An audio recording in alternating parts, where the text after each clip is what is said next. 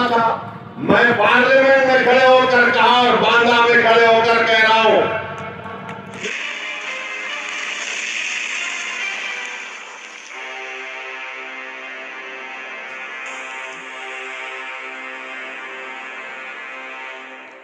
Triple तलाक गुनाह है, मगर उसको क्रिमिनल बनाना वो सबसे बड़ी गलती है। और नरेंद्र मोदी ने क्या किया, बड़े ज्ञानी है माशाअल्लाह। उनको बेरोजगार क्या है, बेरोजगारी नहीं मालूम। चाय तो बेचते थे मगर किसान को खाद नहीं मिला, उसकी विचार नहीं है। चाय तो बेचते थे मगर रोजगार युवा को देना उनके दिमाग में आता नहीं। हाँ, जो बड़े बड़े कंपनी इंडस्ट्रियलिस्ट हैं वो नरेंद्र मोदी को उनकी तकलीफ उनके दिमाग में नजर आती। ट्रिपल तलाक का कानून क्या कहता है, अगर कोई दीवाना पागल किस्म का मुसलमान अपनी बीवी को 3 मरतबा कह दिया तो मोदी सरकार कहती शादी नहीं टूटती। चलिए शादी नहीं टूटी है तो गुनाह नहीं हुआ, ये बोलते केस बुक करो। अब केस बुक हो जाएगा, वो जेल चला जाएगा तो कोर्ट में कौन आएगा उस लड़की की कि बोलने के लिए कि इस घड़े ने 3 मरतबा कहा था, और फिर बोलते जेल में बैठकर उसको पैसा देगा। तो कोई जेल में बैठकर पैसा देता है बीवी को अपने, और ये बोलते हैं कि शादी भी नहीं टूटेगी। तो 2 साल अगर कोर्ट सजा दे दिया तो आप कह रहे हैं कि शादी नहीं करे। भाई अगर मेरी बेटी का, मेरे बच्ची का शौहर अगर जेल को जाता है अपनी बीवी को इस तरह गलत कहने पर, तो शादी खत्म होनी चाहिए ताकि वो बच्ची अपनी नई जिंदगी गुजार सके, वो दोबारा शादी कर सके, दोबारा मां बने, उसके आंगन में खुशियां आ सके। मगर मोदी सरकार खुशियां नहीं लाना चाहती। वो कहते हैं कि 2 साल की सजा होगी, कोर्ट से जब निकलेगा तो बैंड बाजा बजाओ, बैंड बाजा वालों, और कहना कि बहाओ फूल बरसाओ, दीवाना शौहर आया। अब आप बताइए कौन सा दिमाग है इनका, कहां का दिमाग है? मकसद क्या है कि नौजवान जेल में जाए और बच्ची फिरते रहे, परेशान हो जाए। देश के प्रधानमंत्री हमारे कान में फूल नहीं है, आप कक्षा पढ़ चुके, जान चुके, हम जानते हैं आप क्या करना चाहते हैं। मगर अगर आपको मुस्लिम महिलाओं से इतनी मोहब्बत है तो कर्नाटका की बच्चों को अपने घर में बुलाकर चाय पिलाओ, पढ़ो, निकाब पहनकर पढ़ो। मगर देश के प्रधानमंत्री को पसंद नहीं, न बीजेपी को पसंद है। ये बाबा बोलते हैं कि ओवैसी तालिबानी मानसिकता रखने वाला है। मैं तालिबान हूं, मैं तो जमहूरियत पर, लोकशाही पर भरोसा करता हूं। तालिबान ने अफगानिस्तान काबुल में बच्चियों को स्कूल जाने से रोक दिया। तुम और उनमें क्या फर्क है, तुम देख लो। मैं तो मेरी बच्ची, एक बात मैं जाते जाते और कह दूं आपसे कि जब वोट देने जाइएगा तो कुछ बातों को जरूर ध्यान दीजिएगा। अगर आप जब बीजेपी को वोट दीजिएगा तो ये समझिएगा कि ये वोट प्रत्याशी को नहीं दे रहे, यहाँ के योगी बाबा को दे रहे हैं। वो योगी बाबा के खाते में जाएगा, और अगर योगी बाबा का शासन ठीक हो तो दीजिएगा। और अगर आप बहुजन समाज पार्टी में वोट डालने को सोचिएगा तो कैंडिडेट को मत देखिएगा, ये देखिएगा कि सतीश मिश्रा जी को वोट मिल रहा है, मायावती जी को मिल रहा है। और अगर आप उनको वोट देना चाहें तो खुशी से, और जब समाजवादी पार्टी को वोट देने का मन हो तो यहाँ के कैंडिडेट को मत देखिएगा, ये देखिएगा कि यादव जी को मिल रहा है। और 5 साल पहले का लक्ष्य अगर याद आ जाए और फिर से देने की मर्जी हो तो आपकी मर्जी, आप दे देना। और अगर आप जन अधिकार पार्टी के प्रत्याशियों को देंगे, भागीदारी परिवर्तन मोर्चे के प्रत्याशियों को देंगे, तो ये वोट ओवैसी साहब को मिलेगा, बाबू सिंह कुशवाहा को मिलेगा। अब आपकी जिसकी मर्जी उसको आप वोट दे सकते हैं। मैं निवेदन करूंगा असदुद्दीन ओवैसी साहब से कि वो आए और अपने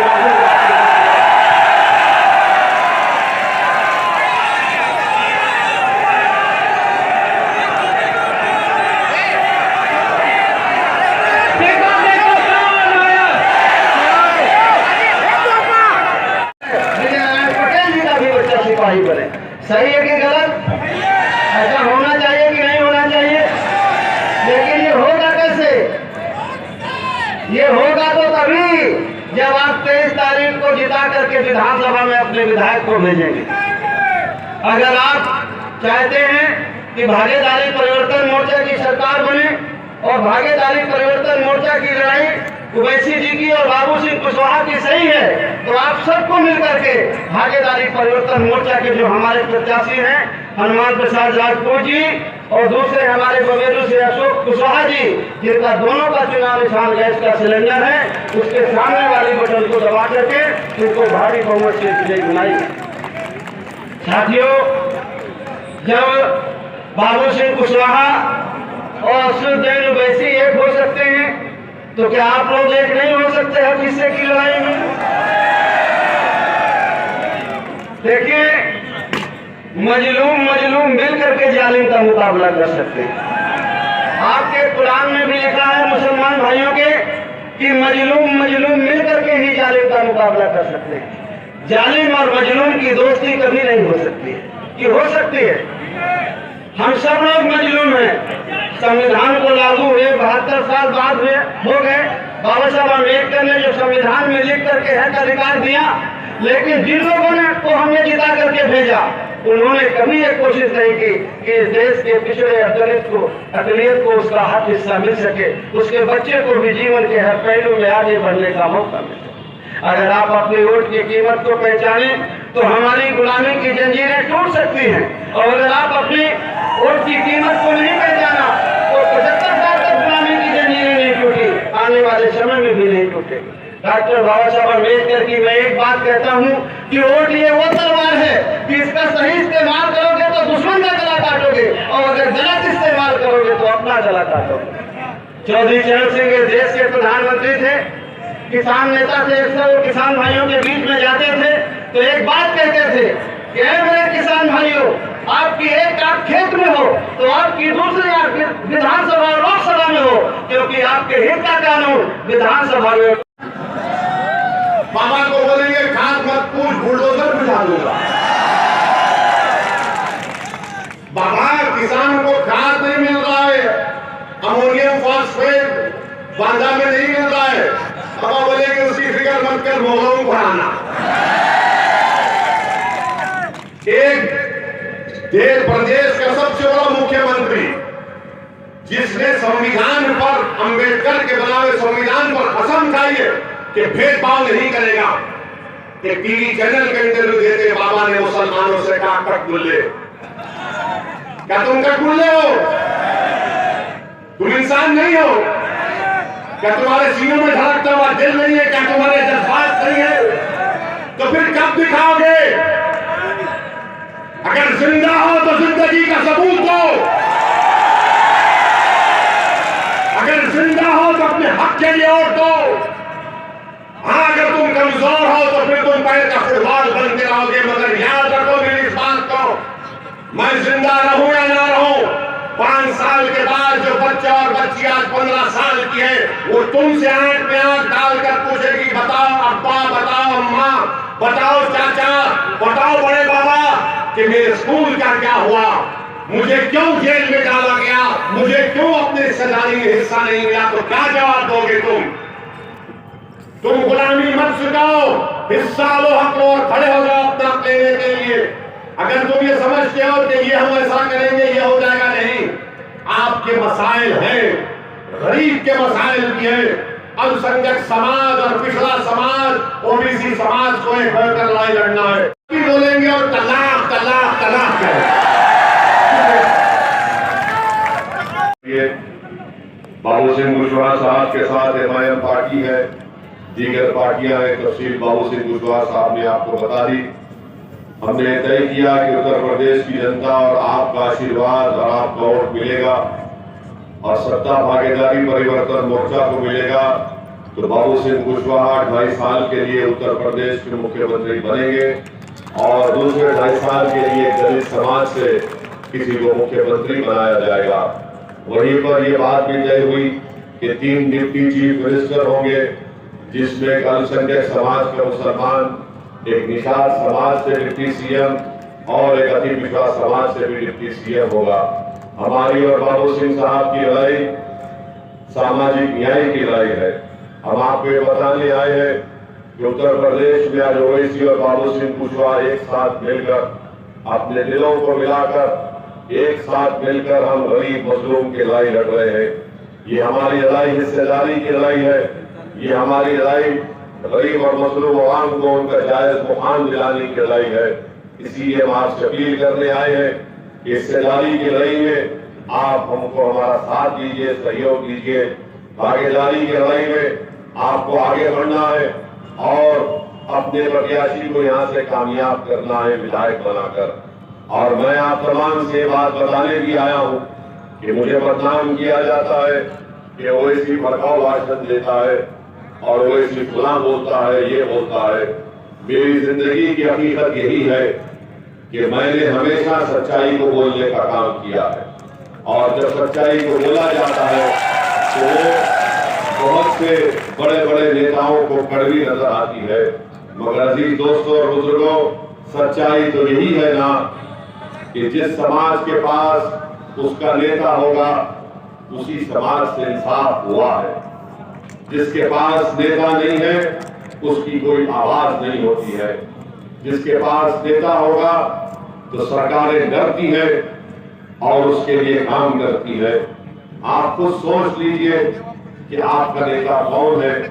आज बाबू सिंह कुशवाहा आपकी लड़ाई लड़ रहे हैं ताकि आपको अपना हक मिले, ताकि आपको हिस्सेदारी में आपको पूरा हिस्सा मिले। ये लड़ाई हिस्सेदारी की सिर्फ राजनीति के तक नहीं है बल्कि शिक्षा में भी हिस्सा चाहते हैं, रोजगार में भी हिस्सा चाहते हैं, ठेकेदारी में भी हिस्सा चाहते हैं। ये लड़ाई में आपको अपना हमारा साथ देना पड़ेगा। अगर आप अपना नेता नहीं बनाएंगे और अगर आप ये समझेंगे कि आसमान से उतर कर आएगा या फिर वो जमीन से निकल कर आकर मेरे आंसू पहुंचेगा, मेरे बच्चे पर उसके ऊपर सर के ऊपर हाथ रखेगा, याद रखिए ये सब चीजें किसी पिक्चर और टीवी सीरियल में अच्छी नजर आती है।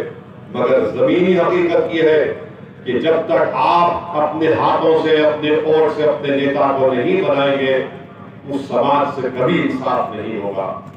आप जैसा बाबूजी ने कहा, आप नाराज हुए तो कभी बसपा को सत्ता दे दी, आप नाराज हुए तो कभी समाजवादी को दे दिया, एक ही परिवार के दो लोगों को मुख्यमंत्री बनाया।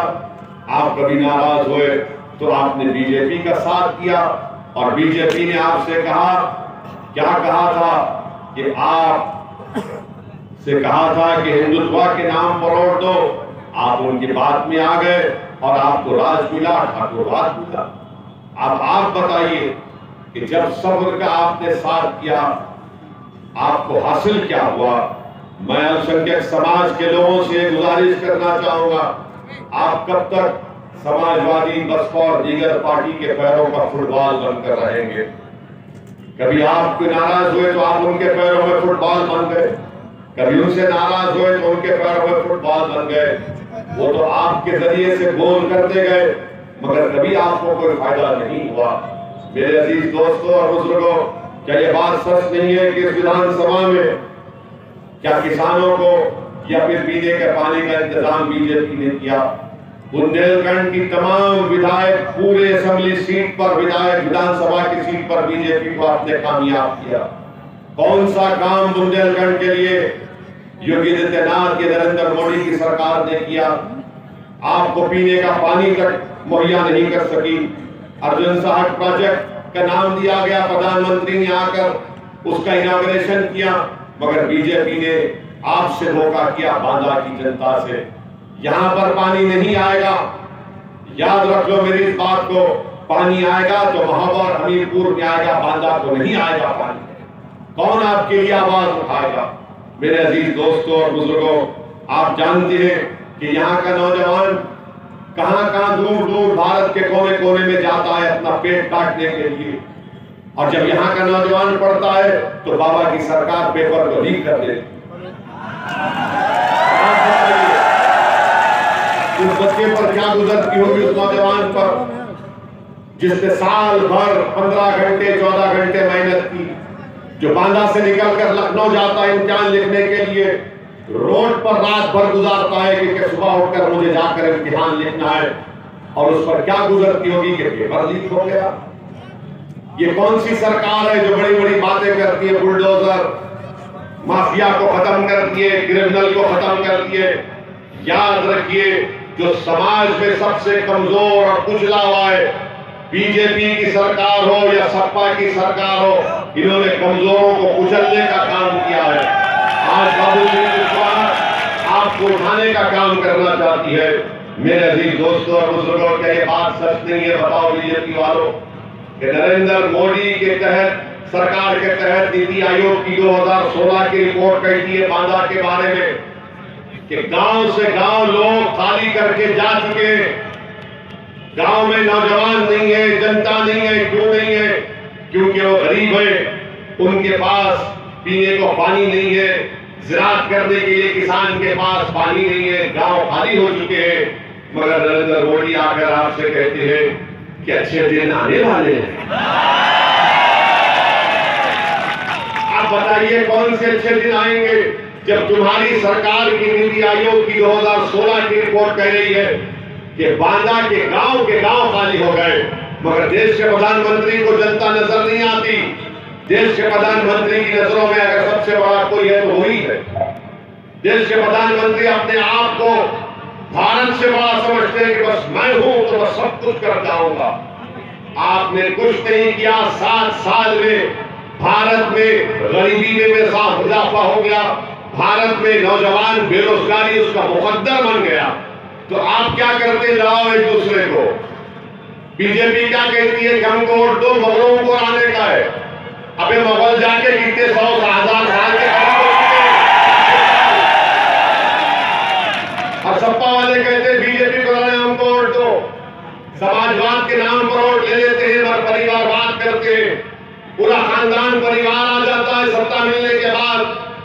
और अखिलेश के लोग नारा लगाते हैं। क्या नारा लगाते हैं कि भैया तुझ पे जवानी कुर्बान। अबे कितनी जवानी कुर्बान करेगा? दादा ने जवानी कुर्बान कर दी, दादा ने कर दी, अब हमसे कह रहे। आपको मालूम जवानी जब कुर्बान किया आपने तो आज उत्तर प्रदेश में मुसलमान अल्पसंख्यक समाज सबसे कम पढ़े लिखे। कौन जिम्मेदार है? वैसी जिम्मेदार है। 3% ग्रेजुएट नहीं है, मैं जिम्मेदार हूं। गरीब बेरोजगार सबसे ज्यादा है, मैं जिम्मेदार हूं। और फिर उसके बाद आपसे आकर समाजवाद के लोग बोलेंगे बीजेपी है, वोट डालो हमको। मैं आपसे सिर्फ यही कहने आया हूं, डरने और घबराने की जरूरत नहीं है। आज ओवैसी और बाबू सिंह कुशवाहा खड़े हो चुके हैं। नरेंद्र मोदी जैसे 100 भी आ जाए, योगी जैसे 1000 भी आ जाए, हम इनको हराएंगे। इनसे आपको गरीब और कुचले हुए समाज को एक होना है। अपनी तकलीफ को आपको देखना है। याद रखो, जिसके पेट में दर्द होता है उसको अजवान खाना पड़ता है। अगर तुम्हारे पेट में दर्द है, मैं दवा खाए तो तुम्हारा पेट का दर्द कम नहीं होगा। आपका पेट का दर्द यह है कि आपको मान सम्मान नहीं दिया गया। आपका मसला यह है कि आपको जो मुकाम मिलना था, जो दूसरों को मिला, आपको नहीं मिला। आपका सबसे बड़ा मसला यह है कि आपको शिक्षा नहीं मिली। आपका सबसे बड़ा मसला यह है कि ठेकेदारी में आपको हक नहीं मिला। आपका सबसे बड़ा मसला यह है कि पुलिस के जुल्म का शिकार आप और कमजोर लोग होते हैं। आपका सबसे बड़ा मसला यह है कि CAA का कानून बना गया तो हमारे घर पर नोटिस लगाई गई। ये हमारी लड़ाई है। अगर आप अपनी लड़ाई नहीं लड़ेंगे तो कौन लड़ेगा? याद रखो, अगर आप ये समझ रहे हैं कि सपा को वोट देने से आपकी तकालीफ और आपके मसाइल हल हो जाएंगे, नहीं होंगे, नहीं होंगे। आपके मसाइल कब होंगे? जब आप अपने दरमियान से एक नेता को खड़ा करेंगे, चाहे वो हमारा वाजिद हो या बाबू सिंह कुशवाहा के दोनों हमारे भाई जो खड़े हैं आपकी लड़ाई लड़ने के लिए। तो आपसे मैं गुजारिश कर रहा हूं, करना चाहते बुंदेलखंड से न सपा न बीजेपी वाले, हम आपको बता रहे हैं, इसको बात को याद रखिए। शुक्रिया।